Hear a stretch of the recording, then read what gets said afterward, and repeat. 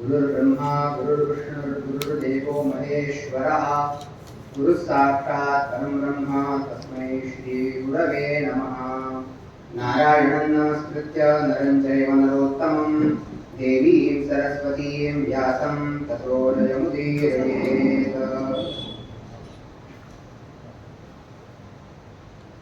आजच्या या कार्यक्रमासाठी मला एक वर्ष साधना करावी लागली, कारण मागच्या वर्षी प्रमोद सरांनी मला फोन केला होता की त्याचे आपल्याला व्याख्यानाला यायचं आहे, पण काही कारणास्तव ते जमलं नाही। पण यावर्षी पुन्हा त्यांचा मला फोन आला आणि विषय वगैरे करून आज या ठिकाणी मी आपल्या सर्वांसमक्ष उपस्थित आहे। माझ्यासमोर सगळेजण ज्ञानवृद्ध, वयोवृद्ध आणि तपोवृद्ध बसलेले आहेत आणि अशांच्या मध्ये जिथे नीती बनते मानवी धर्म या विषयावरती मी यथामती यथाशक्ती हा विषय मांडण्याचा प्रयत्न करतो। लब्ध्वेह मानुषीं योनीं ज्ञान विज्ञान संभवां आत्मानं यो न बुद्धेत न क्वचित् क्षममाप्नुयात्। शास्त्रकार असं सांगतात की मनुष्य जन्म, मनुष्य देह हा इतना सर्वश्रेष्ठ आहे। का सर्वश्रेष्ठ आहे? श्रीमद भागवतात मध्ये वर्णन असं आहे, आपल्याला पाहायला मिळतं की भगवंतांनी सृष्टी निर्मिती निर्माणाचं कार्य हाताला घेतलं, ज्याला आपण बिग बँग थेअरी असं म्हणतो। एक एक एक एक टप्प्याटप्प्याने भगवंत सगळं करत असताना भगवंताला समाधान झालं नाही। जेव्हा भगवंताने मानवाची उत्पत्ती केली तेव्हा भगवंत मुदमवाप अशा पद्धतीचं वर्णन श्रीमद भागवत पुराणामध्ये आपल्याला पाहायला मिळतं। जेव्हा भगवंताने मनुष्य शरीराची निर्मिती केली तेव्हा भगवंत समाधानी झाले। तेव्हा त्यांना कुठेतरी वाटलं की मी आज काहीतरी नवीन बनवलेलं आहे जे सर्व संपूर्ण आहे। का सर्वश्रेष्ठ आहे? ज्ञान, त्याला विशेषण दिलेलं आहे ज्ञान विज्ञान संभवा, की मनुष्य देहामध्येच माणसाला ज्ञान आणि विज्ञानाची संभावना आहे। अन्य कुठल्याही जातीमध्ये आपण जर पाहायला गेलं, जे पशु असतील पक्षी असतील, या सगळ्यांमध्ये ज्ञान विज्ञानाची संभावना नाहीये। स्वतःचा उत्कर्ष करून घेण्याची संभावना आपल्याला इतरांमध्ये बघायला मिळत नाही, जी मनुष्य जन्मामध्ये मिळते। आणि असा सर्वश्रेष्ठ प्रकारचा मनुष्य जन्म जर आपल्याला मिळाला, त्याच्यानंतर जर आपण आत्मानं येऊन बुद्धेत एवढं प्राप्त होऊन सुद्धा जर माणसाने ज्ञान आणि विज्ञान प्राप्त नाही करून घेतलं तर त्याचा विकास, त्याची उन्नती आणि उत्कर्ष कधीही शक्य नाही। म्हणून स्वतःला जाणलं पाहिजे, स्वतःचा उत्कर्ष। शास्त्रकारांनी आपल्याला जीवनाचे 4 स्तंभ धर्मार्थ काम मोक्ष आपण दिलेले आहेत आणि त्या माध्यमातून आपल्याला कसं जाता येईल हे केवळ मनुष्य शरीरामध्ये, मनुष्य जन्मामध्ये हे शक्य आहे। मग असं कशा पद्धतीने आपल्याला ते ज्ञान प्राप्त होईल? असं काय करावं जेणेकरून आपण आपल्या आयुष्याचा सर्वंकष दृष्टीने विकास करू? स्वतःला जाणून सामाजिक विकास असो, राष्ट्रीय विकास असो, सर्वंकष दृष्टीने मनुष्याचा विकास होईल असं मनुष्याने काय केलं पाहिजे? सध्या तरी आपण काय केलं पाहिजे त्याचा विचार करता आपल्याला ज्ञानाने नाही ज्ञानेन सदृशं पवित्रं न विद्यते। ज्ञानाशिवाय शेवटी मोक्ष याची कल्पना शास्त्रकार असं सांगतात की मोक्ष नावाची कुठली खोली नाहीये वरती। वेदांत शास्त्र असं सांगतं की साक्षात ज्ञानाची उच्च कोटी पराकोटीची जी स्थिती असते त्याला मोक्ष असं म्हणतात। म्हणजे ज्ञान प्राप्त करणं आपल्याला आवश्यक। आणि यासाठी म्हणून आपण एवढे भाग्यवान आहोत की आपल्याला भारतासारख्या देशामध्ये जन्म मिळाला, ज्या भारतामध्ये अनेक प्रकारच्या ज्ञानाच्या बाबतीमध्ये भारत हा सर्वश्रेष्ठ आहे, रिचेस्ट आहे। या सर्व ग्रंथांमध्ये आजचा विषय जो आहे, जिथे नीती बनते मानवी धर्म, आपल्याकडे भारतामध्ये सर्वात प्रसिद्ध नीतिशास्त्र महाभारताकडे आपल्याला बघायला मिळेल। महाभारतामध्ये अनेक ग्रंथ आहेत. शुक्राचार्यांची नीती आहे, चाणक्यांची नीती आहे, पराशर नीती आहे. पण आजचा जो विषय आहे त्याच्यामध्ये महाभारतातील जी विदुरांची नीती आहे ती आपल्याला जाणून घ्यायची आहे. ती आजच्या काळासाठी अतिशय उपयोगी आहे आणि सर्वसामान्य आहे. ती आत्मसात जर केली तर निश्चितच आपल्याला त्याच्यातून काहीतरी उपयोग होईल. मुळात महाभारत हा ग्रंथ जर आपण पाहिला तर महाभारताविषयी अनेक भ्रामक कल्पना सुद्धा समाजामध्ये आपल्याला पाहायला मिळतात. काही जण महाभारताला काल्पनिक म्हणतात.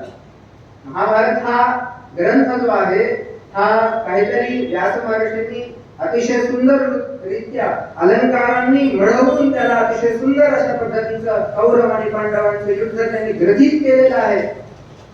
पण मला एकदा नमूद करावं असं वाटतं की महाभारत हा कल्पनाविलास नसून हा भारतवर्षाचा इतिहास आहे.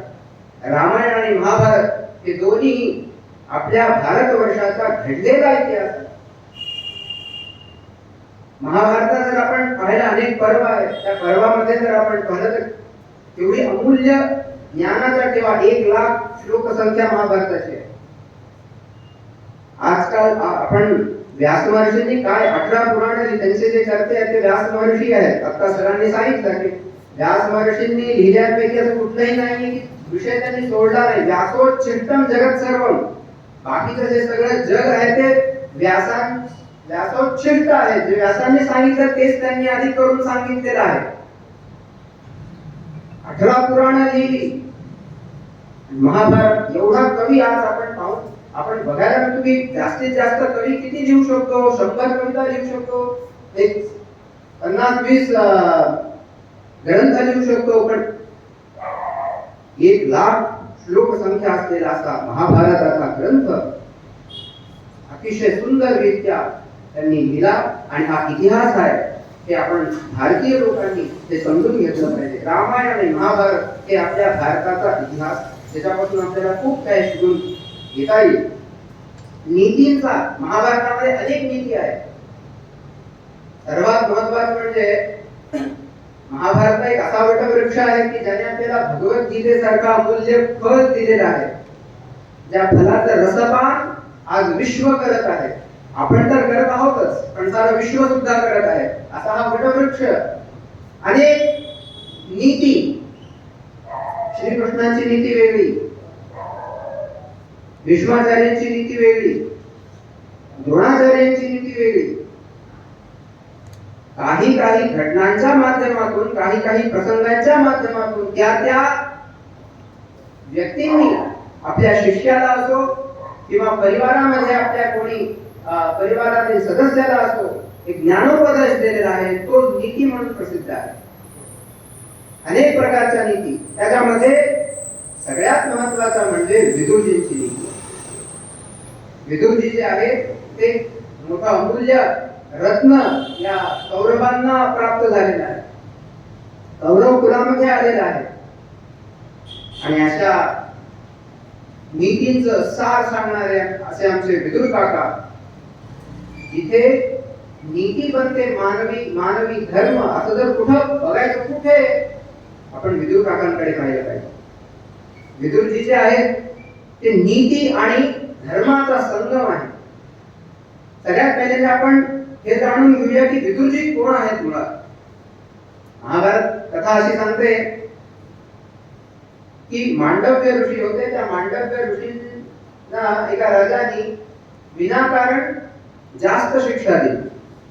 ते मांडव्य ऋषी त्या राजावर काही रागवले नाही. काय चोर वगैरे आले होते, त्यांनी ते धन वगैरे त्या मांडव्य ऋषी जिथे होते तिथे सोडलं. ते पुढे गेले. त्या लोकांना वाटलं मांडव्य ऋषीनेच चोरलं, त्यांनी गेलं राजाकडे नेला. राजाने सुळावर चढवलं. मांडव्य ऋषी रागावले. त्यांना नंतर कळाले की या मांडव्य ऋषींनी काही केलेलं नाहीये. चुकीचा जो आरोप आहे तो या ठिकाणी आलेला आहे. आल्यानंतर मांडव्य ऋषी शांतपणे बाहेर डायरेक्ट यमधर्मराजाकडे गेले. माझा काय या ठिकाणी असा अपराध होता की तो एवढा सुडावर चढवला. त्यांनी सांगितलं की तुम्ही एका जन्मामध्ये लहान असताना एका बेडकाला काटा टोचवला होता हे तर चुकीचं आहे, अन्याय हा. एकतर माझं वय लहान होतं, लहान वय असताना एक छोटंसं मी कुकर्म केला, अपराध केला, त्याची एवढी मोठी शिक्षा आज तुला शाप देऊन टाकतो की मनुष्य जन्मामध्ये तुला काही काळ त्या ठिकाणी घालवावं लागेल. आणि ते यमधर्मराज विदुरजी म्हणून जन्माला आले. ही घटना वाचल्यावर मला असं वाटतं की काही शाप मानवासाठी वरदान असतात आणि विदुर ते शाप जर मिळाला नसता तर यमधर्मराजांनी अवतार घेतला नसता, विदुर नीती आपल्याला ऐकायला मिळाली असते, आपल्याला वाचायला मिळाली. असे श्रेष्ठ प्रकारचे जे विदुर काका जे आहेत त्यांचा सामान्य धर्म काय आहे? धर्माचे अनेक प्रकार आहेत. मुळात धारणात धर्मविद्याहु धर्मो धारयते प्रजा. मनुस्मृतिकार असं सांगतात की धृतिः क्षमा दमो स्थैर्यं शौचमिंद्रिय निग्रह अहिंसा सत्यम क्रोधो दशको धर्म लक्षण. मुळात धर्म म्हणजे काय? धृती धैर्य, क्षमा क्षमावान असणे, दम इंद्रियांवर नियंत्रण असणं, हे धर्माचे 10 लक्षण सांगितलेले. धर्म कुठे शोधावा? जिथे धैर्य आहे, जिथे क्षमा आहे, जिथे सत्य आहे, जिथे इंद्रिय निग्रह आहे, जिथे अहिंसा आहे, जिथे सत्य आहे, तो धर्म. धर्माचं काही मूर्ती नाही, अशी काही बॉटल नाही की हा धर्म आहे. धर्म आहे लक्षण. म्हणून अनेक धर्मांच्या व्याख्या अनेक ग्रंथांमध्ये आपल्याला, अनेक स्मृती ग्रंथांमध्ये, अनेक पुराण ग्रंथांमध्ये आपल्याला पाहायला मिळतात, वाचायला मिळतात. पण आज आपण केवळ विदुरांच्या दृष्टिकोनातून धर्म कोणता आहे, विदुरांनी खूप सामान्य करून सांगितलं आपल्याला. फार हे सांगतं की शास्त्र मोठं आहे, अनंत शास्त्रम अल्पश्च कालो बहवश्च विघ्नाः यत्सारभूतं तदुपासितं. खूप आपले ग्रंथ आहेत, नेमकं काय शोधावं, कुठे काय सापडावं. म्हणून विदुरजी आपल्याला सांगतात की न तत्परसन्नद्या प्रतिकूलं यदा पुनः संग्रहणेश की धर्मस्य कामादन्य प्रवर्तते. त्यांनी धर्माचं स्वरूप खूप सामान्य करून आपल्या समोर मांडलं. न तत्परसन्नद्या प्रतिकूल यदा पुनः, जे आपल्याला आवडत नाही ते दुसऱ्यांविषयी करू नये, हाच सामान्य धर्म. जे आपल्याला आवडत नाही, आपल्या सोबत घडायला आवडत नाही, ते दुसऱ्या सोबत करू नये, हा सामान्य धर्म आहे. कलियुगात तरी हा सामान्य धर्म आहे. आपल्याला कोणी जर वाईट बोललं तर आवडत नाही, आपण दुसऱ्यांना वाईट बोलू नये. आपल्याशी जर कोणी खोटं बोललं तर आपल्याला आवडत नाही, आपणही दुसऱ्याशी खोटं बोलू नये. आणि विदुरजींनी हे त्यांच्या जीवनामध्ये हे पालन केलं. आपण महाभारत जर वाचलं तर या नियमाचं पालन त्यांनी फार काटेकोर पद्धतीने केलेलं आहे की मला जे आवडत नाही ते मी दुसऱ्यांविषयी करणार नाही. न परस्त्रसंदर्भ्या प्रतिकूल यदा पुनः, हा सामान्य. बाकी कुठलेही यज्ञयाग करण्याची गरज नाही, कुठल्याही प्रकारचे तपश्चर्या करण्याची गरज नाही, हिमालयावर जायची गरज नाही. बस मला जे आवडत नाही ते मी दुसऱ्याविषयी करू नये, भगवंत याच्यानेच प्रसन्न हो. आणि धर्म इथेच आहे.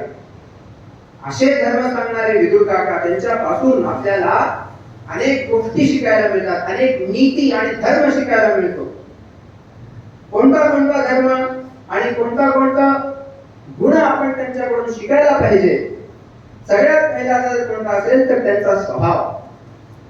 मी हा विषय याच्यासाठी घेतला, सरांचा फोन आला होता. विदुर काकांविषयी जास्त बोलल्या जात नाही, सगळेजण अर्जुन वगैरे खूप प्रसिद्ध आहे, पण मला वैयक्तिक विदुर काकांचं चरित्र फार आवडतं, खूप शिकून जातं. त्यांच्या विषयी एवढं सगळं पूर्ण महाभारतामध्ये आपण जर वाचलं तर विदुर काका असे आहेत की ज्यांच्या विरोधात कोणी बोलत नाही.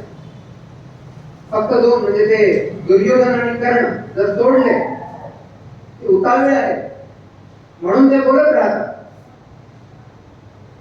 म्हणून त्यांच्यापासून कोणती नीती आपण शिकायला पाहिजे. सगळ्यात पहिले त्यांचा स्वभाव आपण समजून घेऊया. प्रियमाणस्य सुहृदो विरुद्धो बुद्धिसत्तमः गतरोषस्य धीमतः.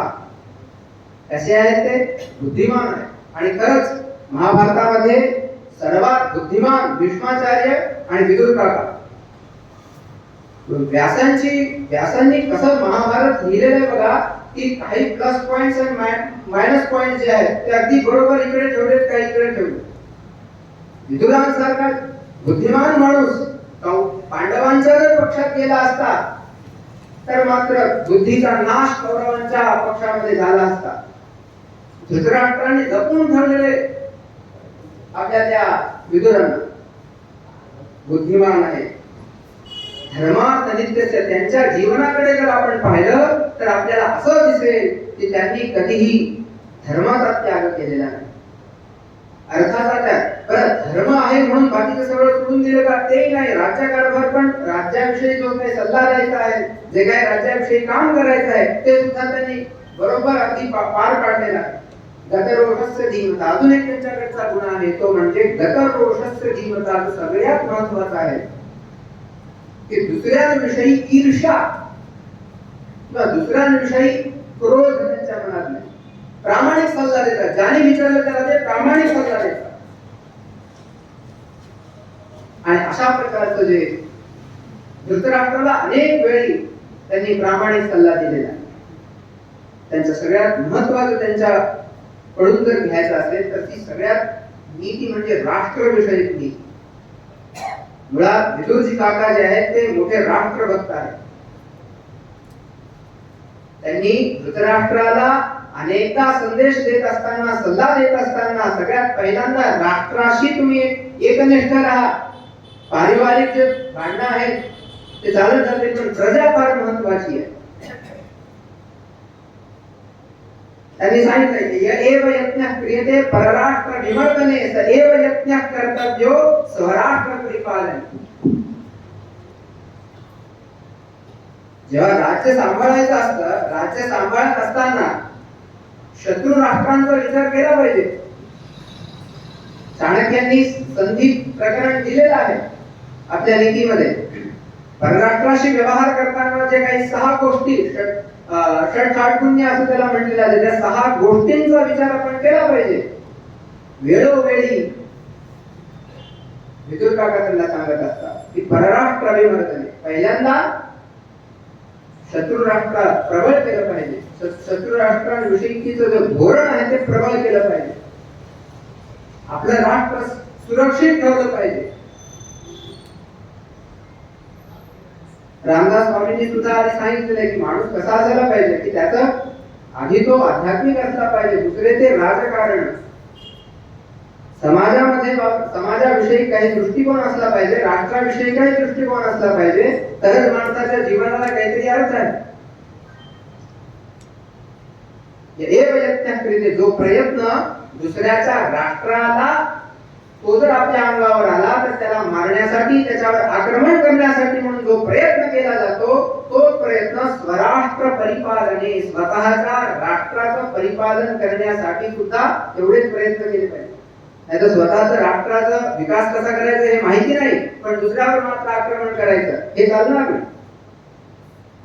संरक्षण आणि आक्रमण, संरक्षण करण्यासाठी लागणारे जे काही संसाधन आहेत, जे काही सैन्य बल आहे ते आपल्याकडे आहे का? मुळात संरक्षण या शब्दाचा अर्थच असं नाही की कुठल्याही राष्ट्राचं संरक्षण किंवा स्वातंत्र्य केवळ अहिंसेवर मिळतं असं नाहीये. अहिंसा परमो धर्म, धर्महिंसा तथे. कुठल्याही राष्ट्राचा स्वातंत्र्य केवळ अहिंसेवर मिळणं शक्य नाही. मुळात संरक्षण हा शब्दच शस्त्राशिवाय होऊ शकत नाही. कुठल्याही जगाच्या कुठल्याही इतिहासामध्ये आपण पाहू, कोणालाही स्वातंत्र्य असो ते युद्धाशिवाय आणि शस्त्राशिवाय मिळाले नाही. स्वातंत्र्य असो, संरक्षण असो, वेळोवेळी हे सांगतात की ते तुम्ही नीट करून ठेवा. राष्ट्रासाठी, संरक्षणासाठी लागणारे जे काही संसाधन आहे ते तुम्ही नीट करून ठेवा. आणि ते झाल्यानंतर राष्ट्र परिपालन, स्वतःचं राष्ट्र कसं व्यवस्थित करायला पाहिजे. खूप मोठे एका महाभारतामध्ये शकुनी द्यूत क्रीडा चालू होती आणि द्यूत क्रीडा प्रारंभ होण्याच्या आधी त्यांना कळालं की हा शकुनी आलेला आहे आणि शकुनी जो आहे त्याला सगळं माहिती आहे. द्यूत क्रीडा खेळण्यामध्ये अतिशय प्रवीण आहे तो.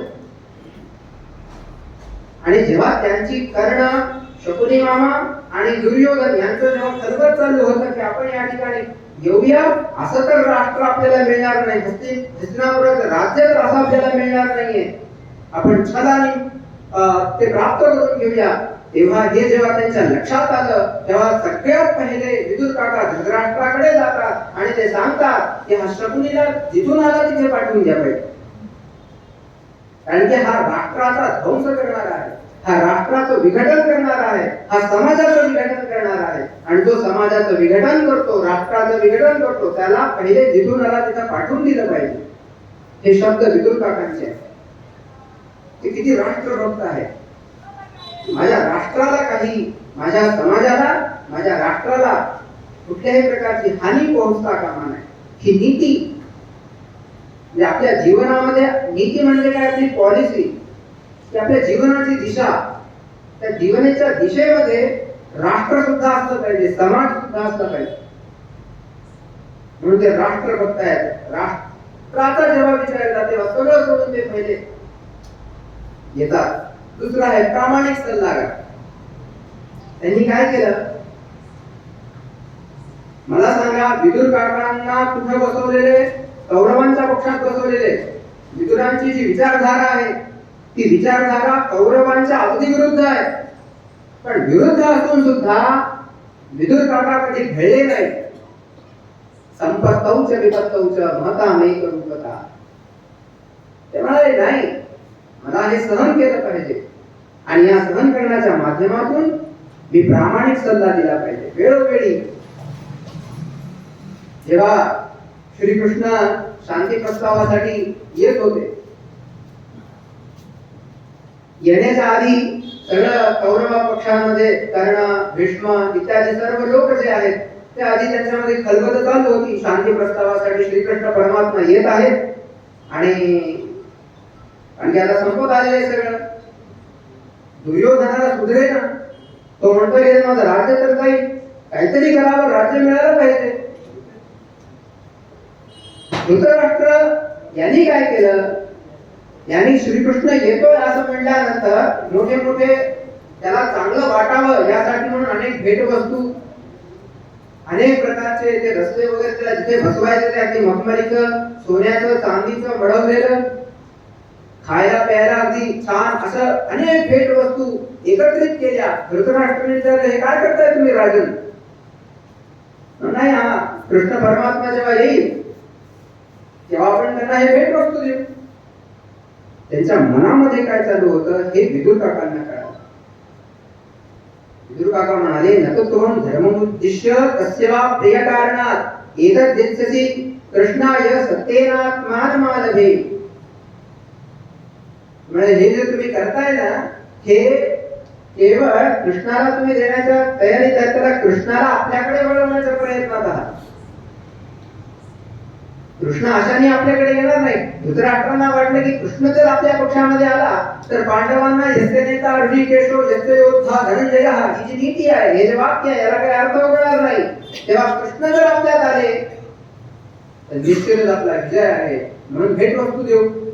विदुर काका म्हणाले, हे जे तुम्ही देताय ना, तुम्ही धर्म साधनाच्या दृष्टिकोनातून देत नाही आहात किंवा कृष्णाला हे आवडतं म्हणून देतोय असं पण नाहीये.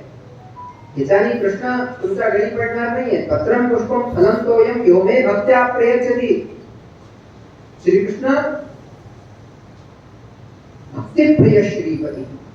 श्रीकृष्णांना भक्ती आवडते, श्रीकृष्णांना धर्मनिष्ठा आवडते, श्रीकृष्णांना काय आवडतं? कर्तव्य कोणी पार पाडलं आपलं तसले माणसं आवडतात. आणि तुम्ही केवळ इकडं कसंही वागायचं, अन्यायाला साथ द्यायची आणि तिकडे श्रीकृष्णाला भेटवस्तू देऊन त्याला आपण प्राप्त करून घ्यावं अशी इच्छा जर असेल तर हे धृतराष्ट्र, हे राजन, हे शक्य नाही. श्रीकृष्णाला वळवणं सोपं नाही. प्रामाणिक धैर्य ओळखलं की हे ना काय लागतंय, हे काय म्हणतात, हे काय करू इच्छित आहे, हे असं करू नका. द्यायचंच असेल तुम्हाला तर एकच द्या, ते म्हणजे श्रीकृष्ण ज्याच्यासाठी म्हणून येत आहेत तो शांती प्रस्ताव तो त्यांना देऊन टाका. आणि हे जे भांडणं चालू आहेत ना कौरव आणि पांडवांमधलं, हे शांत होऊ द्या, नाही तर ह्याच्यानी मोठी हानी होणार आहे समाजाची, राष्ट्राची. द्यायचं असेल तर त्यांची मागणी पूर्ण करा, बस विषय संपला, बाकी काय देऊ. पण धृतराष्ट्र मान्य केलं नाही. धृतराष्ट्र या शब्दाचा अर्थ बघा, धृतम राष्ट्रम येन सहा. यांनी अन्याय धृतम याचा अर्थ धृत हा क्रियापद आहे संस्कृतातलं. धृतम म्हणजे घेतलेलं. त्यांनी अन्यायपूर्वक राष्ट्र धारण केलेलं आहे, त्याला दिलेलं नाहीये, यांनीच धारण केलेलं. असे ते धृतराष्ट्र. म्हणून ज्याने ज्याने कोणी ओरबडून राज्य स्थापन केलं ते सगळे धृतराष्ट्र म्हणावे लागतील आपल्याला. आणि अशा पद्धतीचं त्यांनी सांगितलं. सत्याची बाजू मांडणार, सत्यासाठी निर्भीडपणे उभं राहणार जर व्यक्तिमत्व असेल तर ते म्हणजे आमचे विदुर काका. सत्याची बाजू घेतली पाहिजे. आणि ते सांगतात धृतराष्ट्राला की धर्माचं पालन कर, बाकी करण्याची काही गरज नाही. चांगले गुण होते बरं. आता हे धृतराष्ट्र आपण वाईट म्हणतो, कर्ण हे वाईट म्हणतो, दुर्योधन हे वाईट आहे असं म्हणतो. पण आजच्या काळाशी जर आपण सुसंगत केलं तर त्यांच्यामध्ये खूप सद्गुण होते, खूप शूरवीर होते, खूप अभ्यासू होते, खूप विद्वान होते, तपस्वी होते, सगळ्या गोष्टी होत्या त्यांच्यामध्ये. पण कसं असतं की सगळे गोष्टी असून सुद्धा एक दुर्गुण माणसाला ध्वस्त करून टाकतो. त्याचं ज्वलंत उदाहरण म्हणजे आपल्याला रावणाचा. म्हणून विदुर काका त्यांना सांगतात नतत् बलम मृदना विरुद्धते सूक्ष्मो हि धर्मस तरसा सेवितव्यः. हे धृतराष्ट्र अन्यायाने मिळवलेले हे राज्य पांडवांना वापस देऊन टाका. तुम्हाला वाटतंय की अन्यायाने मिळवलेली खूप लक्ष्मी हस्तिनापूरचं राज्य मी या ठिकाणी प्राप्त केलेलं आहे, ती प्रौढी घेऊन तुम्ही मिळवत आहात, पण ही टिकणारी नाही. तुम्ही कोणाशी विरोध केला याचा विचार करा.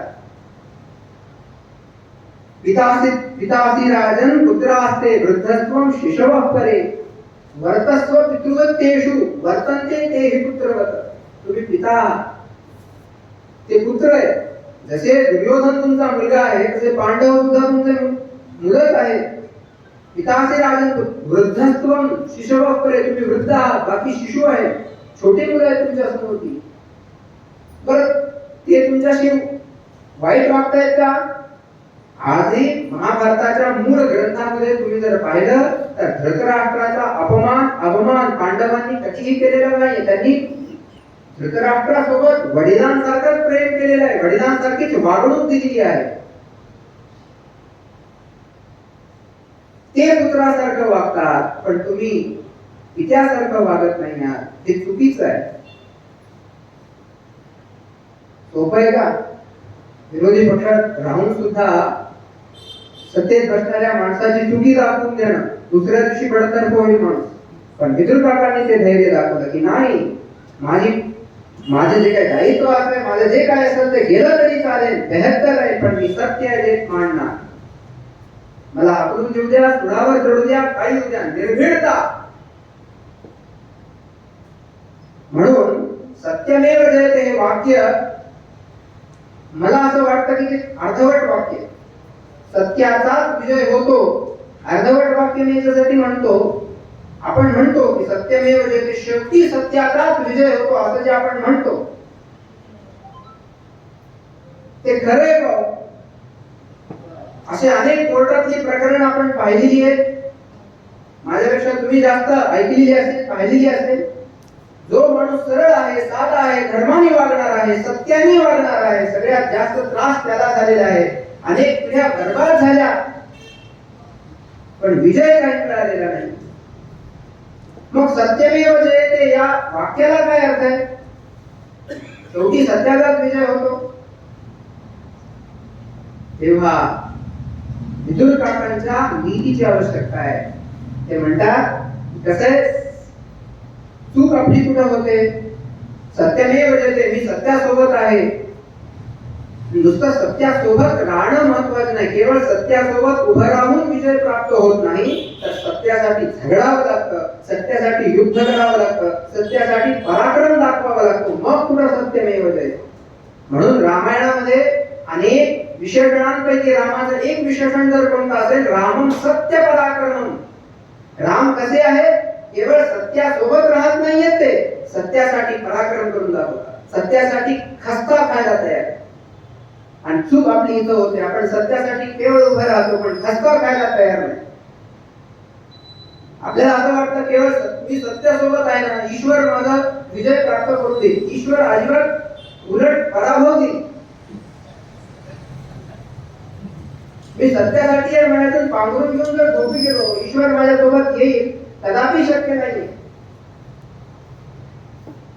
म्हणून रामांचं चरित्र, म्हणून विदुर काका काय सांगतात, सत्य पराक्रम. म्हणून विदुर काकांच्या नीतीतून आपल्याला काय शिकायचे, ते सत्य केवळ मांडत नाही, सत्यासोबत केवळ थांबत नाही, सत्य तोपर्यंत ते म्हणतात, तोपर्यंत ते सांगतात, जोपर्यंत समोरचा माणसाला समजत नाही. सत्यासाठी पराक्रमाची आवश्यकता आहे, केवळ त्याच्या सोबत असण्याची आवश्यकता नाही. आणि हे विदुर काकांच्या चरित्रातून आपल्याला पाहायला मिळतं. का विदुर नीतीची आवश्यकता का आहे? धर्म एका ठिकाणी आहे, धर्माचा अर्थ सद्गुण जे आहे, ज्योतिषक्रमात मनुस्मृतीमध्ये सांगितले आणि स्मृती ग्रंथामध्ये सांगितले. मग धर्म आणि नीतीतला बदल काय आहे? कशासाठी नीतीची आवश्यकता आहे? कसं आहे, कधी कधी आपल्याला धर्म जो आहे, धर्मासोबत नीतीची आवश्यकता याच्यासाठी आहे, विजय. आता मी जसं म्हटलं ना, केवळ सत्यासाठी उभं राहून विजय प्राप्त होत नाही, सत्यासाठी युद्ध करावं लागतं. तसं केवळ धर्मासोबत राहून विजय मिळत नाही, धर्म साधत नाही. त्या धर्मात विजय प्राप्त करण्यासाठी आपल्याला नीतीची आवश्यकता आहे. कारण सांगतो तुम्हाला, समाजामध्ये आपल्याला असं पाहायला मिळतं की दुर्बल, जे दुष्ट मनुष्य असतात, दुर्जन मनुष्य असतात, ते वरचढ असतात, बलवत्तर असतात. आणि बिचारे जे साधे सरळ असतात, त्यांना त्रास सहन करावा लागतो आयुष्यभर.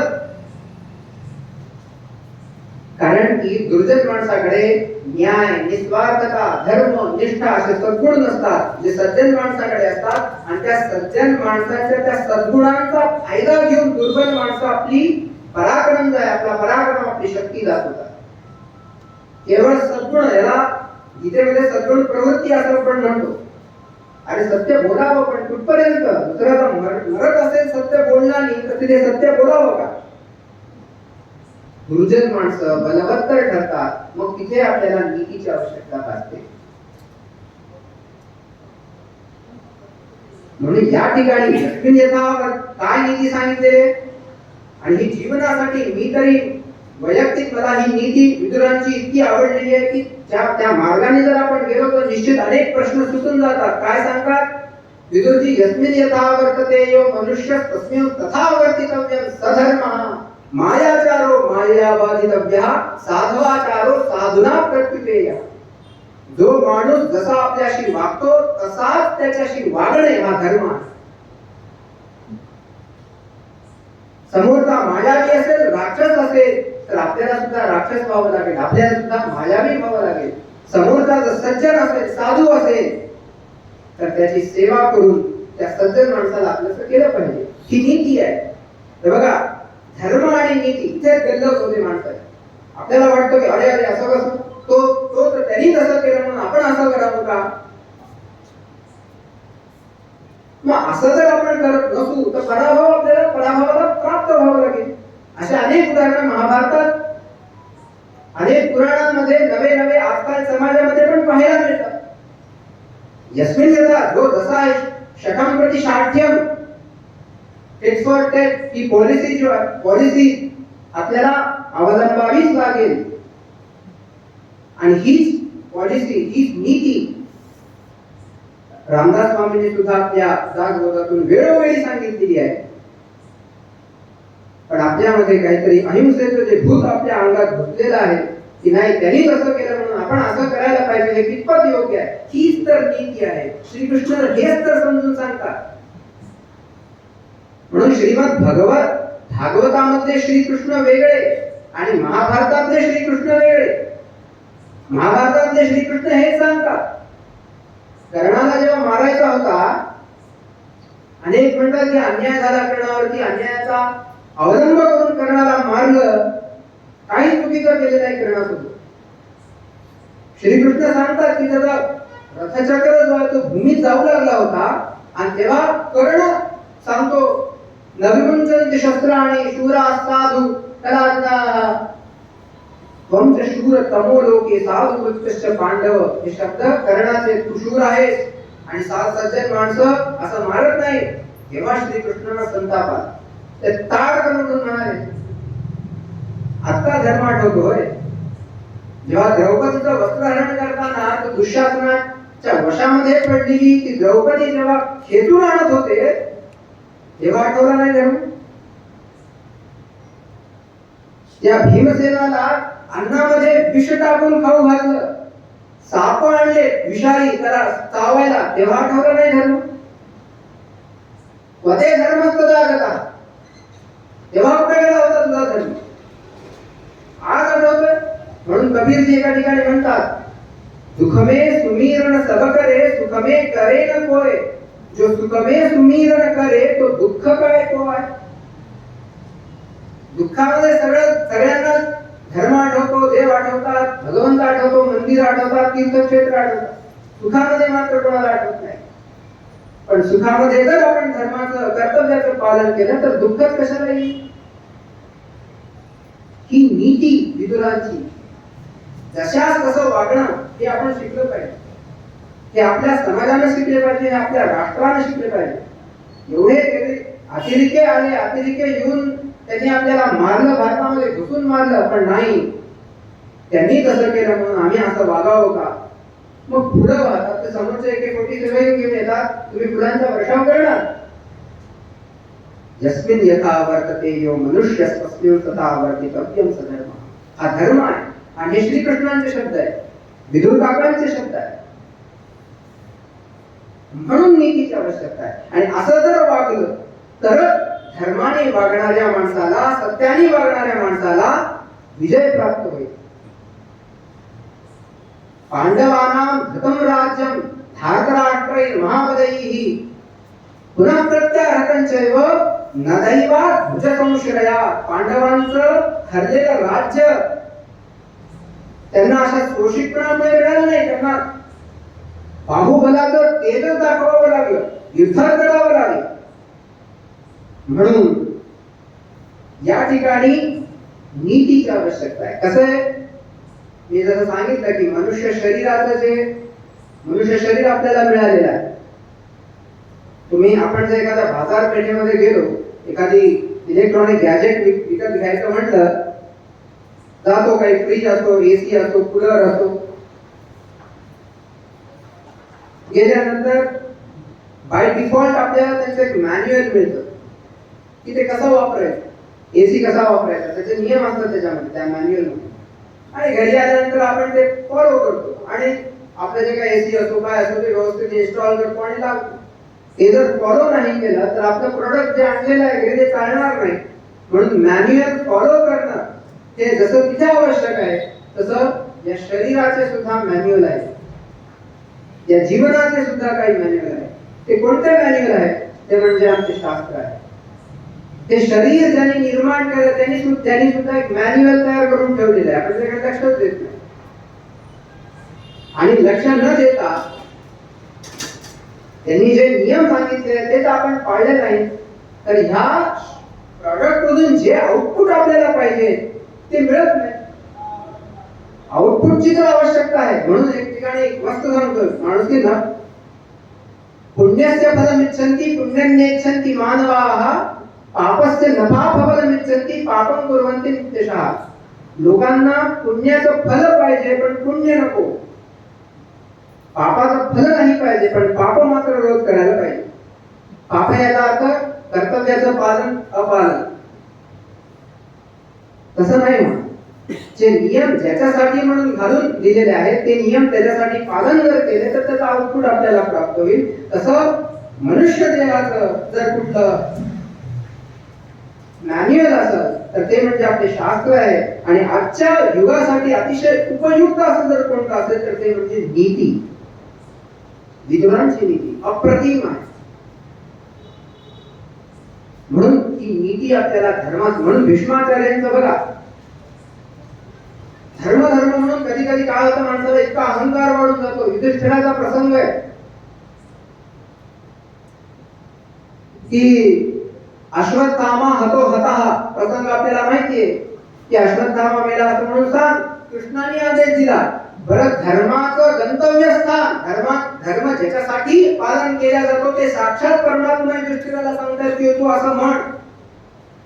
पण हा धर्माचा पालन करणारा युधिष्ठिर त्यांनी ऐकलं नाही, म्हणून त्यांनी संशयात्मक बोलला. लोक म्हणतात की तो खोटं बोलला म्हणून त्याचा रथ जो आहे तो खाली आला. असं नाही, तो खोटं बोलला म्हणून त्याचा रथ खाली आला नाही. धर्मशास्त्रांनी काही ठिकाणी खोटं समाजासाठी आणि समाजाचं भलं व्हायचं असेल, राष्ट्राचं भलं व्हायचं असेल आणि त्या ठिकाणी खोटं बोलावं प्रसंग आला असेल तर खोटं बोलावं लागतं. आपली बुद्धी एवढी कमी असते की आपण तो प्रसंग समजून घेत नाही. म्हणून आपण त्यांना सावरकरांनी माफीनामा दिला म्हणून त्यांची उंची, त्यांचं व्यक्तिमत्व आपण खुशी करण्याचा प्रयत्न करतो. पण समाजासाठी, राष्ट्रासाठी जेव्हा आपण कार्य करतो तेव्हा काही ठिकाणी करावं लागतं. युधिष्ठिरांनी तिचा संशयात्मक बोलला, त्याचा रथ खाली का आला विचारलं कृष्णाला. असं का झालं कृष्णा? मी तो खोटं बोलू नये, हे धर्मशास्त्र आहे आणि तुम्ही जी दिलेला मला आज्ञा आहे ती सुद्धा पालन करायची आहे. मग यामधला जो मध्यबिंदू आहे तो मी साधला. ते म्हणतात श्रीकृष्णाने सांगितलं तुम्ही काय केलं, स्वतःच्या मनाचा कारभार केला. धर्म एवढा प्रिय का? स्वतःचा वैयक्तिक धर्म जो आहे तो धर्म समाजापुढे, राष्ट्रापुढे एवढा मोठा, एवढा अहंकार? नाही, मी धर्म असं नाही बोलू शकत. वेळोवेळी श्रीकृष्णाने युधिष्ठिरांना एवढा झापलाय की तुम्ही लेको हो, केवळ तुमच्यावर तुम्ही दासीपणाचेच अधिकारी आहात. नीतीचा तुम्ही अवलंब करत नाही, केवळ धर्म घेऊन बसता. जेव्हा राष्ट्र आणि समाज समोर असतो तेव्हा नीतीचा अंगीकार केला पाहिजे. म्हणून विदुरजींनी त्यांची जी नीती आहे 3 विभागात त्यांनी आपल्याला सांगून दिलेला आहे. 3 पातळीवर ती विदुर नीती जी आहे आणि त्यांच्या माध्यमातून जो धर्म आहे तो आपल्याला वैयक्तिक, सामाजिक आणि राष्ट्रीय.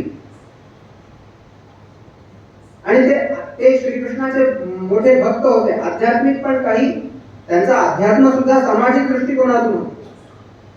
वैयक्तिक पातळीवर त्यांनी सांगितलेलं आहे की माझ्यासाठी धर्म म्हणजे जर कोणता असेल तर तो म्हणजे वैयक्तिक पातळीवर सदाचार. नकुलं वृत्तहीनस्य प्रमाणमिति मे मतिः अन्ते स्वपिजातानां वृत्तमेव विशिष्यते. हे शब्द विदुरकारांचे आहेत की उच्च कुळातला धनाढ्य असं कुळ आहे, श्रीमंत आहे, पण सदाचार नाहीये. मी त्या कुळाला प्रमाण मानत नाही. पण गरीब आहे, काही नाही त्याच्याकडे, पण सदाचार जर असेल मी त्याला प्रामाणिक मानतो. शशिना शोभते रात्री सृष्टिसूर्येण शोभते सत्येन शोभते वाणी सदाचारेण जीवनम. रात्र चंद्राने शोभून दिसते, हे विश्व सूर्याने शोभून दिसतं. आपली वाणी सत्याने शोभते आणि आपलं जीवन हे सदाचाराने शोभून दिसतं. म्हणून सदाचार जर नसेल तर मी त्याला कुठल्याही प्रकारचं महत्व देत नाही. कितीही मोठा विद्वान असू दे, किती मोठा वक्तृत्व असलेला मोठा व्याख्याता असू दे, किती प्रकांड पुस्तक लिहिणारा असू दे, पण सदाचार नसेल तर काय? आणि याचे अनेक उदाहरणं आपल्याला पाहायला मिळतात. कर्ण असो, रावण असो, खूप सगळं काही. हनुमान अगदी आश्चर्यचकित होता की अजून काय पाहिजे, इंद्राकडे सुद्धा एवढं वैभव नसेल तेवढं रावणाकडे होतं. पण सदाचा आचारहीनन् पुनन्ति वेदा. सदाचार नाही, म्हणून सदाचाराला महत्व देतो. काय असलं पाहिजे माणसाकडे? माणूस कशाने शोभून दिसतो? अष्टगुणा पुरुषम दीपयति. 8 गुण माणसाला प्रकाशित करतात. प्रज्ञाच कौल्यंच दमश्रुतंच. प्रज्ञा, बुद्धी सुरक्षित असली पाहिजे. माणूस जगामध्ये सगळ्यात मोठं ॲसेट जर कोणतं असेल तर ती म्हणजे बुद्धी आहे. माणसाची बुद्धी ही सर्वात मोठं ॲसेट आहे. बाकी सगळ्या लियाबिलिटीज आहेत. जे काही माणूस प्राप्त करतो ते बुद्धीवर प्राप्त करतो. प्रज्ञा ती आपण घासून पुसून तयार ठेवली पाहिजे. त्याचे वेगळे त्याला सतत काम दिलं पाहिजे. प्रज्ञाच कौल्यच दमश्च इंद्रिय निग्रह, कंट्रोल ओव्हर सेन्सेस. की आपण जे भौतिकवादाकडे जे अतिशय एवढे आसक्त झालेलो आहे की आपल्याला त्याच्या वाचून जेव्हा आपल्याला वाटतं की आपण त्याच्या वाचून राहूच शकत नाही, माणसाचा नाश तिथे होतो. आणि बुद्धिनाशात प्रणश, एकदा बुद्धीचा नाश झाला, बुद्धिनाशात श्रीमद भागवत मध्ये भगवद्गीतेमध्ये अनेक कारणं दिलेली आहेत. सगळ्यात शेवटचं बुद्धिनाशात प्रणशती, माणसाचा मनुष्याचा नाश कशाने होतो? बुद्धिनाशाने होतो. विवेक जेव्हा माणसाचा निघून जातो तेव्हा नाश होतो. म्हणून बुद्धी, दम, इंद्रिय निग्रह, श्रुतमच जे मला इथं पाहायला मिळालं. श्रुतम म्हणजे काय? बहुश्रुतता. मला असं वाटतं की जे उपस्थित असलेले सगळे उपस्थितचे सज्जन भाविक भक्त आहेत ते गोकर्णासारखे आहेत. श्रीमद भागवताच्या महात्म्यामध्ये आत्मदेवाची कथा आहे. त्या आत्मदेवाच्या कथेत दोन मुलं आहेत, एक धुंदुकार आणि एक गोकर्ण. गोकर्ण म्हणजे काय? गोकर्णाचे दोन अर्थ होतात. गो या शब्दाचा सामान्य अर्थ आहे गाय, त्याचे गायीसारखे कान आहे. पण शास्त्रीय दृष्ट्या जर अर्थ लावला तर गो म्हणजे ज्ञान, ज्याचे कान ज्ञानाने भरून गेलेले आहेत तो गोकर्ण. 19 वर्षापासूनची ही परंपरा आहे. मला असं वाटतं की आपल्या सगळ्या उपस्थितांचे सगळे कानाचे ज्ञानाने भरून गेलेले आहेत. गोकर्ण असतो, बहुश्रुतता असली पाहिजे. कानाला कुंडलाने शोभा येत नाही. श्रोत्रम श्रुतेने वनकुंडलेन, चांगल्या ऐकण्याने शोभा येते, ती माणसाला शोभते. पराक्रमश्चा बहुभाषिताचा, पराक्रम, जास्त न बोलणे, दान, यथाशक्ती दान करणे, हे गुण माणसाला वैयक्तिक दृष्टिकोनातून जर आपल्याला कुठला विकास करायचा असेल तर ह्या गुणांचा विकास केला पाहिजे. शास्त्रकार सांगतात की हेच माणसाचे अलंकार आहेत. केवळ ब्रेसलेट घालून, बँगल्स घालून, मोठमोठ्या चेन घालून माणूस शोभत नाही. केयूरान भूषयन्ति सततम, ते शोभा देत नाहीत. हे जे अलंकार आहेत, बुद्धीचा अलंकार, बहुश्रुततेचा अलंकार, इंद्रिय निग्रहाचा अलंकार, पराक्रमाचा अलंकार. आणि अजून एक समाजासाठी, आजच्या समाजासाठी विदुराने अजून एक संदेश दिलेला आहे की माणसाने गतानुगतिक असलं नाही पाहिजे. आणि आज जेव्हा आपण पाहतो सगळे लोक गतानुगतिक आहेत. गतानुगतिक म्हणजे काय? त्यांनी केलं म्हणून मी करणार. माझ्या शेजारचा IIT साठी प्रिपेअर करतोय म्हणून माझा मुलगा सुद्धा IIT प्रिपेअरच केला पाहिजे, त्यांनी केलं म्हणून मी केलं पाहिजे. ही जी गतानुगतिका समाजामध्ये वाढलेली आहे, काय होणार? गतानुगतिको लोकाः न लोकाः पारमार्थिकाः. पारमार्थिक नाहीये, कोणी जाणून घेण्याची, कारण जाणून घेण्याची इच्छा नाही कोणाला. म्हणून आमच्या विदुर काकांना त्यांच्या नीतीमध्ये असं सांगावं लागतं, किन्नुमेस्या इदं कृत्वा किन्नुमेस्या दकुर्वतः इति कर्माणि संचिन्त्य कुर्याद् वा पुरुषो नवा. ते ही नीती सांगून देतात की माणसाने कुठलंही काम करण्याच्या आधी दोन विचार करायचा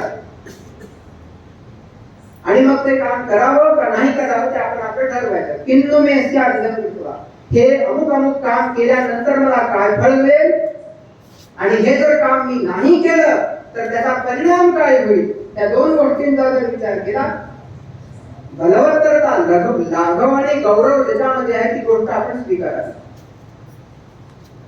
दिवसेने वगत करूयात, दिवसभरामध्ये असं कुठलंही वाईट काम करू नका ज्याच्याने रात्री झोप नीट लागणार नाही. अष्टमासेन तत् कुर्यात येन वर्षात् सुखं वसे. पहिल्या 8 महिन्यामध्ये असं काही काम करू नका ज्याच्यामुळे शेवटचं वर्ष जे आहे, शेवटचे 4 महिने जे आहेत ते चिंतेमध्ये जाते. हे वैयक्तिक पातळीवरचा त्यांचा संदेश. आणि जेव्हा व्यक्ती सुधारला, समाज सुधारला. व्यक्तीच जर नाही सुधारला तर निश्चित समाज सुधारत नाही. म्हणून समाजासाठी त्यांनी सांगितलेलं आहे, संभोजनम संकटनम संप्रीतिश्च परस्परम ज्ञातिभिः सहकार्याणि न विरोधः कदाचन. व्यक्ती जर चांगला असेल समाज चांगला घडतो. म्हणजे शेवटी समाज म्हणजे तरी काय?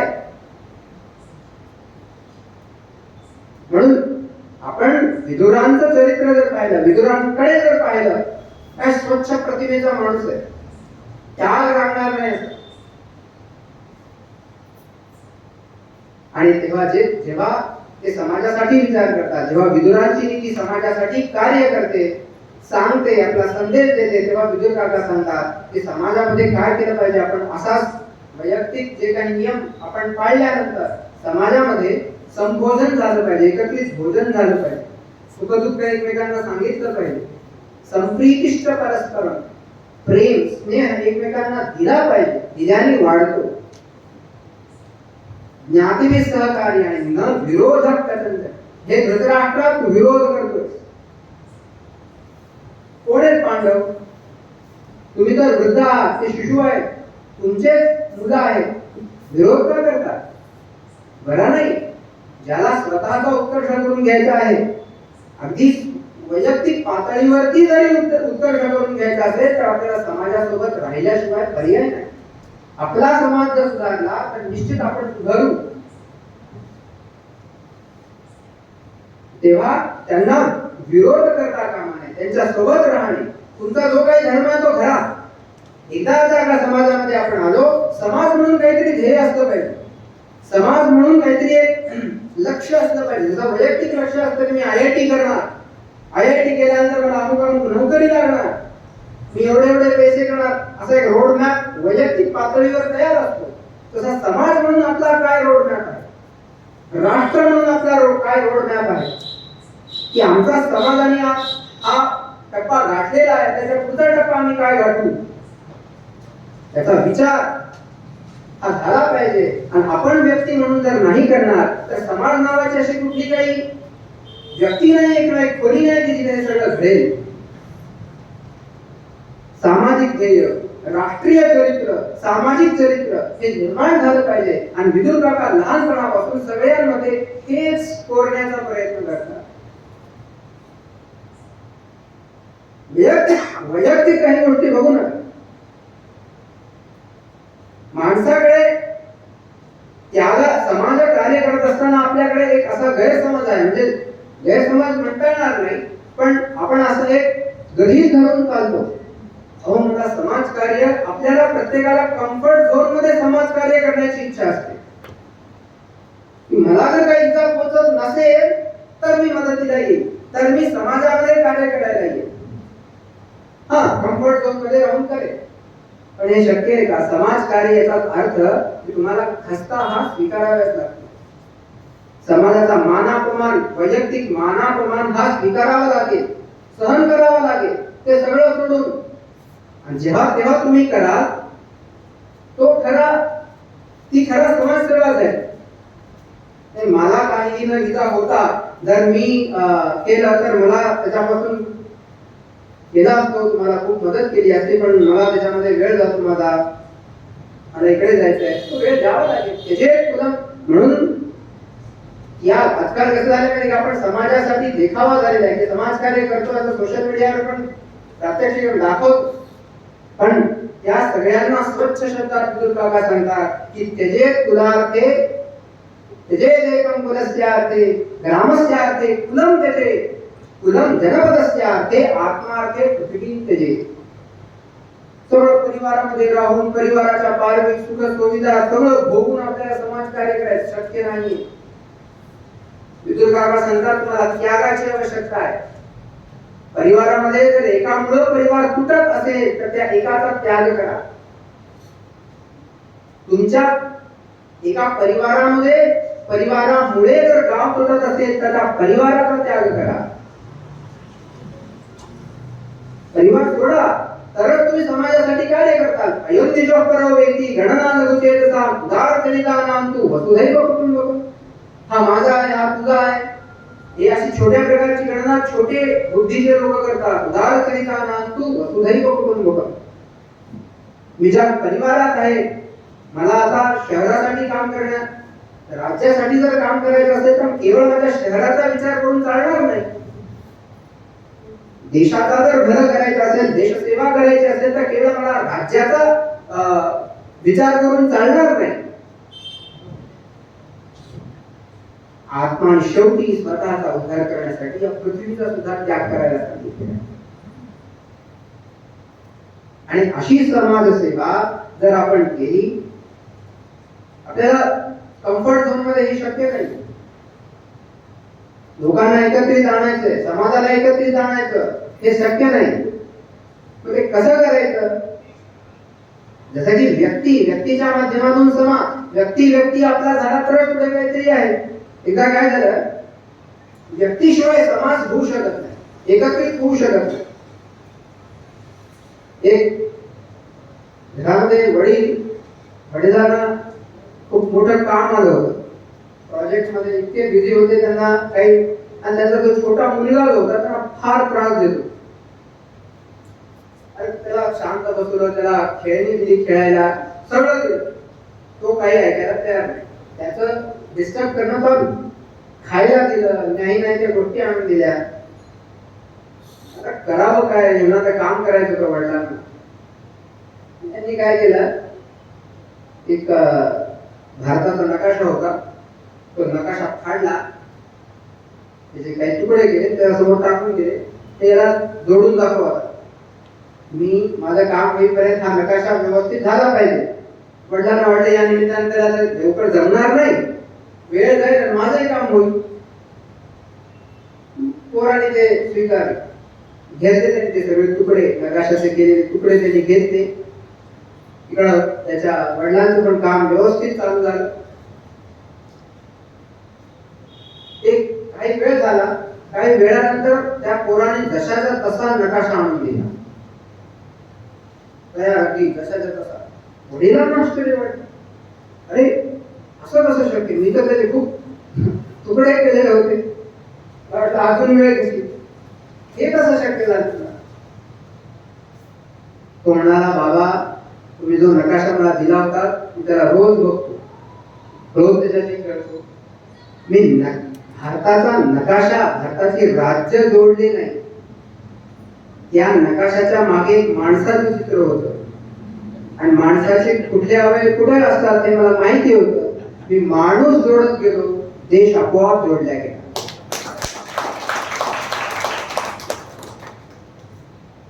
फक्त माणसाला जोडण्याचं काम मी केलं, देश आपोआप जोडला गेला, समाज आपोआप जोडला गेला. विदुर काका हे सांगतात, पहिले आपण व्यवस्थित झालो, समाज आपोआप, माणसातूनच समाज होतो. आणि अशा पद्धतीने समाजासाठी कार्य करणं. विदुर काकांनी अनेक खस्ता खाल्ल्या. कौरव जे आहेत ना, कौरव त्यांच्या विरुद्ध विचारधारेचे माणसं आहेत, पण तरी सुद्धा कौरवांनी ते मान अपमान सगळं सहन केलं. कारण दुर्योधनाने कर्णाचा किती अपमान केलाय, सूतपुत्र म्हणून अपमान केलेला, दासी पुत्र म्हणून अपमान केलेला. लोक म्हणतात की कर्णाचा अपमान झालेला आहे, पण पूर्ण महाभारतामध्ये कर्णाचा सूतपुत्र म्हणून कोणीही अपमान केलेला आपल्याला आढळणार नाही. की तू खालच्या जातीचा आहे, तू दासी पुत्र आहे, सूतपुत्र आहे, असा अपमान फक्त टीव्ही सिरियल वाल्यांनीच केला. मूळ महाभारतात तर कुठेच नाही. पण ह्याने मात्र, कर्णाने मात्र विदुरांचा अपमान केलेला, आणि तो अपमान त्यांनी सहन केला. का? कारण की मोठी लोक जी असतात ना, ती मोठी लोक समोरचा विचार करतात. मान अपमानामध्ये ते गुरुकडून जात नाही. एक कवी फार छान म्हणतो, प्रजा रामायणातला प्रसंग आहे. राम आधी राज्यावर बसणार होते, आणि नंतर अचानक काही राजकीय घडामोडी अशा घडल्या की रामांना वनवासात जावं लागलं. तेव्हा एक कवी खूप छान म्हणतो, प्रजा भी तो राम की थी, प्रजा तो बस राम की थी, दुनिया उसे तो जब रही थी, वचन ही था तोड़ देता, धर्म ही था छोड़ देता. वचन तर होतं वडिलांनी दिलं, तोडलं असतं, धर्मच तर होता. आज आपण धर्म नावाची गोष्ट आपल्याला पाहायला मिळत, धर्मच होता. सांगतच असतात शास्त्र, मोठे मोठे लोक ते सांगत असतात, आपण ऐकायचं असतं. होय, वचन ही था तोड़ देता, धर्म ही था छोड़ देता. पर पीढ़ियां क्या सोच लेगी, राम को बस चिंता यही थी. प्रभू श्री रामचंद्रांनी सांगितलं, आज मी वचन तोडे, धर्म तोडे, पण उद्या चालू जेव्हा माझ्याकडे बघतील लोक, अरे आमच्या पूर्वजांनीच मोठ्या मोठ्या चुका करून ठेवलेल्या आहेत. म्हणून चरित्र निर्माण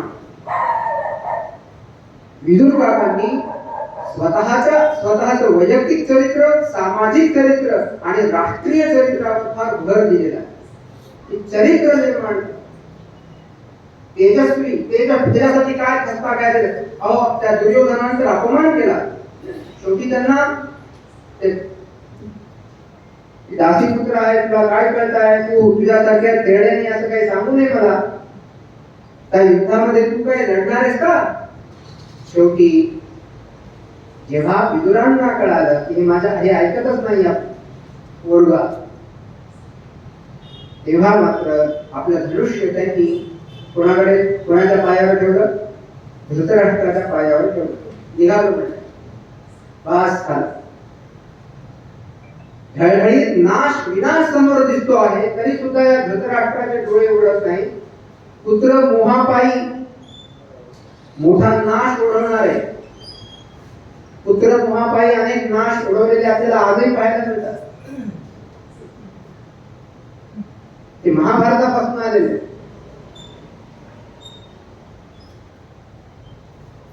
धनुष्य ठेवलेले आणि निघून गेले.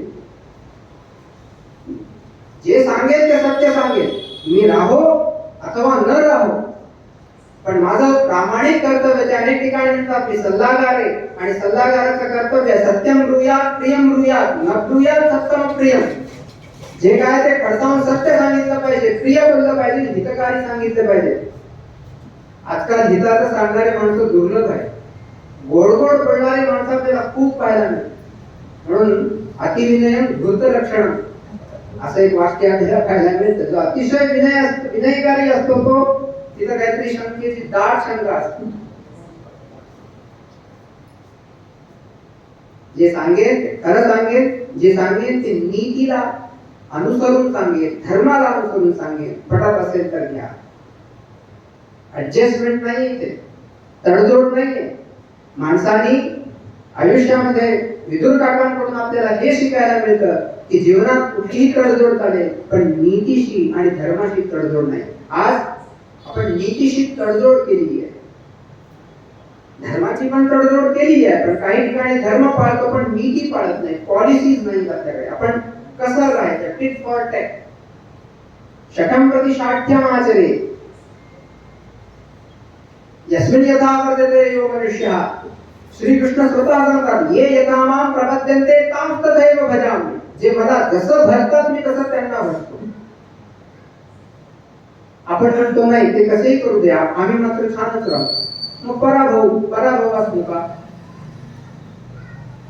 म्हणून समाजासाठी, राष्ट्रासाठी आणि वैयक्तिकसाठी जे काही नियम, जे काही मॅन्युअल आपल्याला विदुरजींनी दिलेले आहे ते अद्भुत आहे. आध्यात्मिक दृष्टिकोनातून कसं आहे, अध्यात्माचे दोन रंग आहेत. त्यांचा अध्यात्म सुद्धा समाजाला आणि राष्ट्राला पूरक आहे.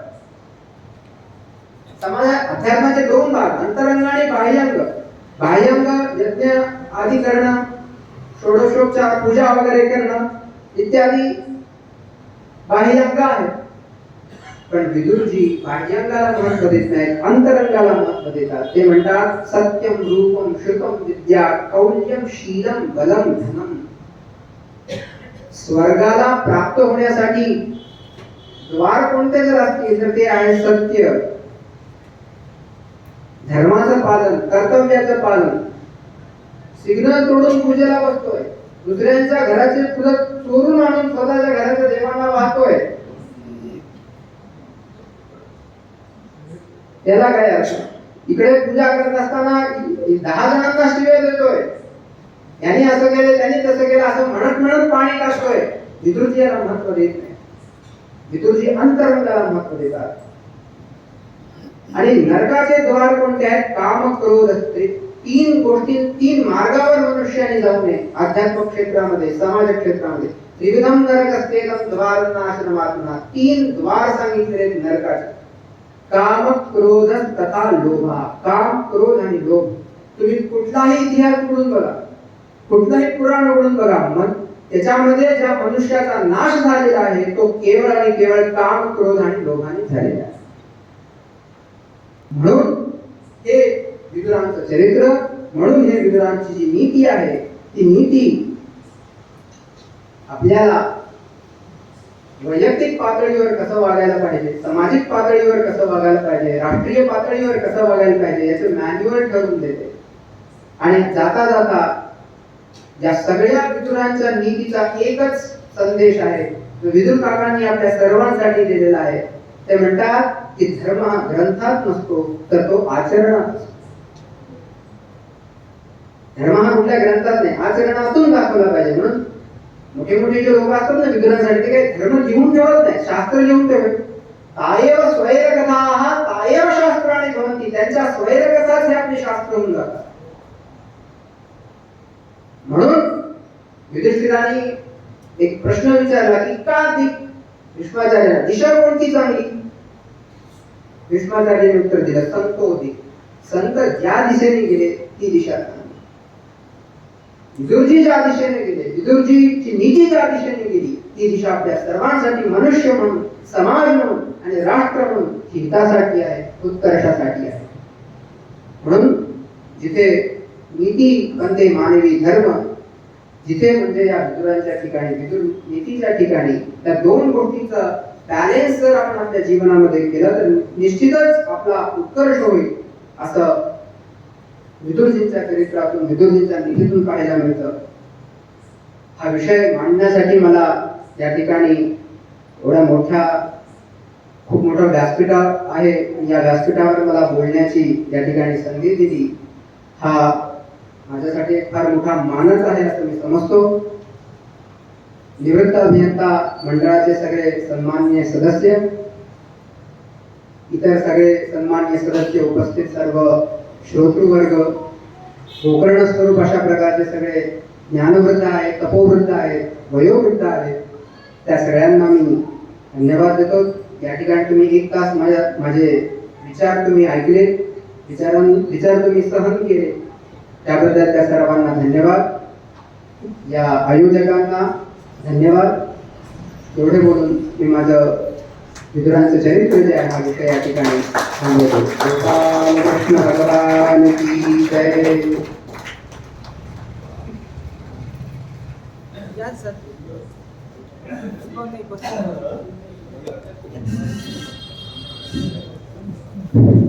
मी सर्व पाहुणे मंडळाला विनंती करतो की त्यांनी आपलं आसन ग्रहण करावं.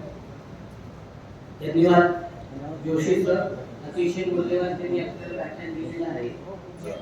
आजच्या कार्यक्रमाचे अध्यक्ष माननीय लालसिंग यांनी यांना विनंती करतो की त्यांनी अध्यक्षीय म्हणून